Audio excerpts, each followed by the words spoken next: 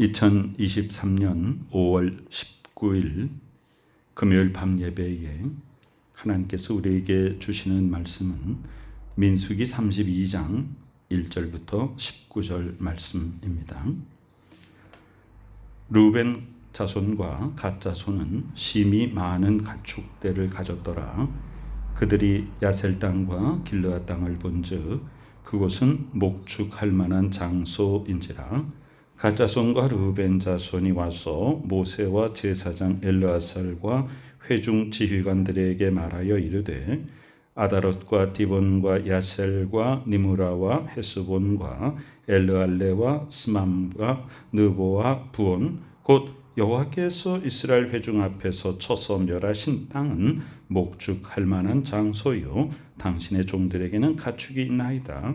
또 이르되 우리가 만일 당신에게 은혜를 입었으면 이 땅을 당신의 종들에게 그들의 소유로 주시고 우리에게 요단강을 건너지 않게 하소서.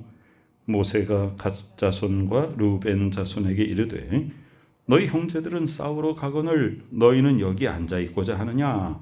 너희가 어찌하여 이스라엘 자손에게 낙심하게 하여서 여호와께서 그들에게 주신 땅으로 건너갈 수 없게 하려 하느냐? 너희 조상들도 내가 가데스 바네아에서 그 땅을 보라고 보냈을 때에 그리하였었나니 그들이 에스골 골짜기에 올라가서 그 땅을 보고 이스라엘 자손을 낙심하게 하여서 여호와께서 그들에게 주신 땅으로 갈 수 없게 하였었느니라. 그때에 여호와께서 진노하사 맹세하여 이르시되 애굽에서 나온 자들이 20세 이상으로는 한 사람도 내가 아브라함과 이삭과 야곱에게 맹세한 땅을 결코 보지 못하리니 이는 그들이 나를 온전히 따르지 아니하였음이니라.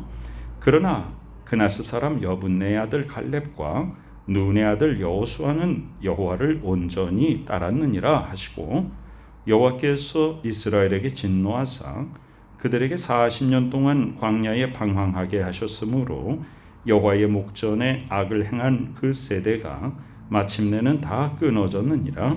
보라, 너희는 너희의 조상의 대를 이어 일어난 죄인의 무리로서 이스라엘을 향하신 여호와의 노를 더욱 심하게 하는도다.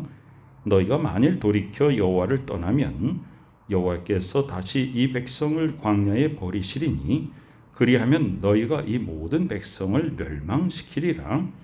그들이 모세에게 가까이 나와 이르되 우리가 이곳에서 우리 가축을 위하여 우리를 짓고 우리 어린 아이들을 위하여 성읍을 건축하고 이 땅에 원주민이 있으므로 우리 어린 아이들을 이 견고한 성읍에 거주하게 한 후에 우리는 무장하고 이스라엘 자손을 그곳으로 인도하기까지 그들의 앞에서 가고 이스라엘 자손이 각기 기업을 받기까지 우리 집으로 돌아오지 아니하게 싸우며 우리는 요단 이쪽 곧 동쪽에서 기업을 받아 싸우니 그들과 함께 요단 저쪽에서는 기업을 받지 아니하겠나이다. 아멘. 자, 이제 요단강을 건너기 직전입니다. 이제 모세는 자기의 생애 이제 마지막 순간입니다. 이미 하나님께서 모세에게는 요단강 건너서 가나안 땅에 들어가지 못하리라 말씀하셨고 또 여호수아가 이미 후계자로 이제 세워졌습니다. 자, 요단 동쪽 지파들의 이야기인데요. 르우벤 자손과 갓 자손이 요단 동쪽의 땅을 보니까 거기가 목축할 만한 장소로 보입니다. 그리고 그들은 또 심히 많은 가축대를 가졌습니다. 그래서 모세와 제사장과 또 회중 지휘관들에게 말합니다. 우리가 여기 보니까 목축할 만한 장소입니다. 또 우리가 가축이 많이 있습니다. 그러니까 우리를 허락하셔서 그래서 말을 공손하게 하죠. 5절에 보면 우리가 만일 당신에게 은혜를 입었으면 이 땅을 당신의 종들에게 그들의 소유로 주세요. 우리에게 요단강을 건너지 않게 해주세요. 우리는 요단강 건너지 않고 이 땅에서 그냥 살겠습니다. 그랬습니다. 그것이 1절부터 5절의 말씀입니다. 그러면 이제 6절부터 15절의 말씀은 누가 얘기하는 거냐면 모세가 얘기하는 것입니다. 모세가 갓 자손과 르우벤 자손에게 처음에 한 얘기가 뭐냐면요, 너희 형제들은, 다른 지파들은 지금 요단강을 건너서 거기 있는 가나안 족속들과 전쟁을 하러 가는데 너희는 여기 앉아서 편히 지내려고 하느냐? 너희가 어찌하여서 이스라엘 자손에게 낙심하게 하여서 여호와께서 그들에게 주신 땅으로 건너갈 수 없게 하려 하느냐? 너희들만 안 간다고 되는 문제가 아니라 너희들이 안 가면 다 못 간다 이 말입니다. 그런데요, 이것은 모세가 지금 아직 이 르우벤과 갓 지파의 이야기를 다 듣지 않고 속단을 하고 있는 것입니다. 그래서 우선 오해하지 말아야 됩니다. 그래서 속단은 금물이죠. 그런데 이 모세의 이야기는 굉장히 귀한 얘기를 하고 있습니다. 옛날 얘기를 합니다. 40년 전, 정확하게는 38년 전에 얘기를 합니다. 너희 조상들이 내가 가데스 바네아에서 그 땅을 정탐하라고 보냈을 때 그 자손을 낙심하게 하지 않았느냐? 12명 중에 10명이 이 백성들을 낙심하게 하여서 다들 겁을 먹고 그 땅에 들어갈 수 없다 하지 않았느냐? 그래서 하나님께서 진노하셔서 40년 동안 우리를 광야로 이렇게 지금 방황하면서 연단받도록 하지 않았는가? 그러나 그때 오직 갈렙과 여호수아만은 여호와를 온전히 따랐다. 그래서 그때 부정적인 얘기를 한 사람들, 20세 이상 되는 사람들은 다 광야에서 다 생명이 끊어졌고, 그리고 지금 이 앞에 서 있는 세대는 새로운 세대가 아니냐? 그런데 너희들도 또 너희 조상들의 죄를 이어받아서 그렇게 하려고 하느냐?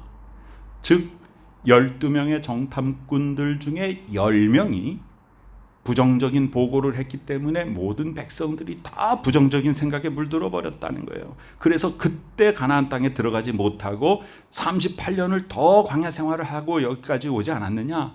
이제 요단강을 건너서 돌아서 지금 가나안 땅에 들어가기 직전에 너희들 또 그러느냐? 너희들의 조상의 죄를 반복하려고 하느냐? 보라, 너희는 너희 조상의 대를 이어 일어난 죄인의 무리다. 모세가 이렇게 얘기합니다.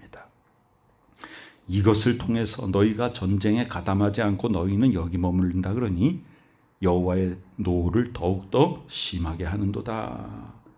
근데 15절에 보면 모세가 이렇게 염려하는 핵심이 뭐냐면, 너희가 만일 돌이켜 여호와를 떠나면, 이게 모세의 가장 큰 염려입니다. 자, 지금까지 우리는 족장 시대로부터 또 애굽에서 또 종살이하던 시대, 또 출애굽 광야 시대의 삶을 쭉 보면요, 누구나 믿음의 중심 지도자가 있을 때는 백성이 그를 따랐는데요, 그 지도자가 세상을 떠나면 백성들이 또 우상 숭배하고 이런 모습들을 반복해서 볼 수가 있었죠. 그럼 모세는 지금 무엇이 걱정입니까? 내가 죽기 전에 이 후손들에게 믿음의 터를 든든히 세워줘야 되는데 지금 내가 죽기도 전에 이런 모습을 보이니 이거 큰일이로구나. 그래서 모세가 정말 마음에 걱정하는 것은 뭐냐면, 너희가 만일 돌이켜서 여호와를 떠나게 된다면, 모세의 걱정은 그겁니다. 이 다음에 이제 세대가 지나서 후계자 여호수아가 또 생을 마감하기 전에도 똑같은 염려하죠. 사사시대에 보면은 사사들이 일어나서 하나님께서 사사를 통해서 나라를 건지고 또 백성들을 회개하고 하나님 회복시켜 주시면 그대로 태평성대를 누리다가 사사가 세상을 떠나게 되면 또 우상 숭배하고 이런 것이 반복됩니다.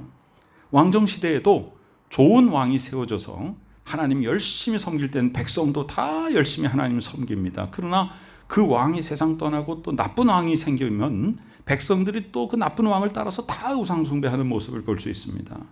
모세는 지금 자기 자신의 생이 이 땅에서 얼마 남지 않은 것을 압니다. 그래서 마지막까지 이 백성들을 하나님 앞에 온전히 세우고 싶은 것이죠.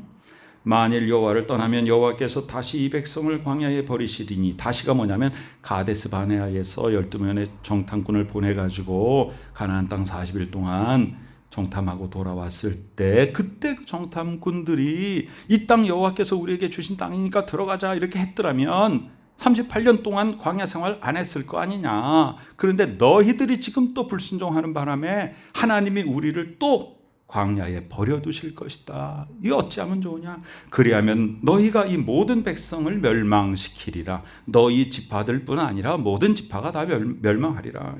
이게 바로 공동체의 연대 책임입니다. 그런데 그들이 르우벤 자손과 갓 자손이 모세에게 가까이 나와 이제 설명을 합니다.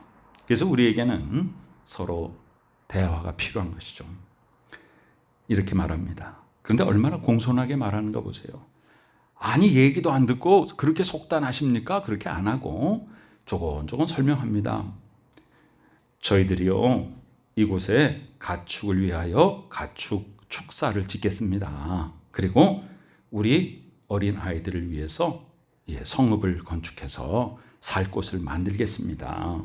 그리고 이 땅에도 원주민이 살고 있는데 우리가 없을 동안 혹시라도 우리의 자녀들을 해할까 봐 견고한 성읍을 세워가지고 거기에 아이들을 살게 해놓고 잘 마련해놓고 우리들은 무장을 하고 이제는 이스라엘 자손을 그곳으로 인도하기까지, 즉 요단강 건너서 가나안 정복 전쟁이 끝날 때까지 앞서 나가겠다. 우리가 선봉장이 되겠습니다. 우리가 안 싸우려고 하는 거 아닙니다. 모세 지도자님 오해하지 말아주시기 바랍니다. 그리고 이스라엘 자손이 각기 기업을 받기까지, 즉 모든 지파의 땅의 분배가 다 끝날 때까지 우리는 집으로 돌아오지 아니하겠습니다.